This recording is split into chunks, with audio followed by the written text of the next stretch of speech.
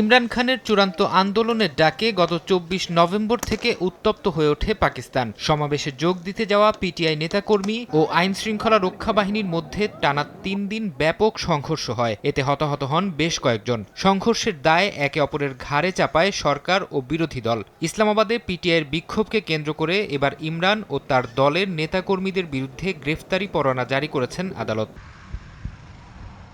পাকিস্তানের সন্ত্রাসবিরোধী একটি আদালত ইমরান খান, তার স্ত্রী বুশরা বিবি, খাইবার পাখতুনখোয়ার মুখ্যমন্ত্রী সহ পিটিআইয়ের ৯৬ নেতার বিরুদ্ধে জামিন অযোগ্য গ্রেফতারি পরোয়ানা জারি করেছেন। সোমবার ইমরান খানকে সন্ত্রাসবাদ বিরোধী আদালতে হাজির করা হয়। সেখানে নতুন ৭টি মামলায় তাকে গ্রেফতার দেখাতে পুলিশের আবেদন মঞ্জুর করেন আদালত। একই সঙ্গে তাকে ১৪ দিনের বিচারিক রিমান্ডে পাঠানোর নির্দেশ দেওয়া হয়েছে।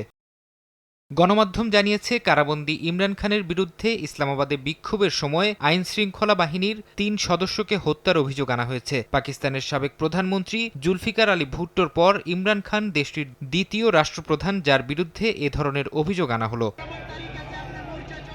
ইসলামাবাদে সহিংসতায় জড়িত সন্দেহে এ পর্যন্ত ১,০০০-এর বেশি বিক্ষোভকারীকে আটক করেছে পুলিশ। তবে আটককৃতদের মধ্যে উচ্চ প্রশিক্ষণপ্রাপ্ত প্রায় ১০০ জনের পরিচয় শনাক্ত করা সম্ভব হয়নি বলে জানানো হয়েছে। তারা কোন দেশের নাগরিক সে বিষয়ে নিশ্চিত নয় ইসলামাবাদ পুলিশ। বিষয়টিকে রাজধানীর নিরাপত্তার জন্য চরম উদ্বেগের বলে জানিয়েছে আইনশৃঙ্খলা রক্ষা বাহিনী।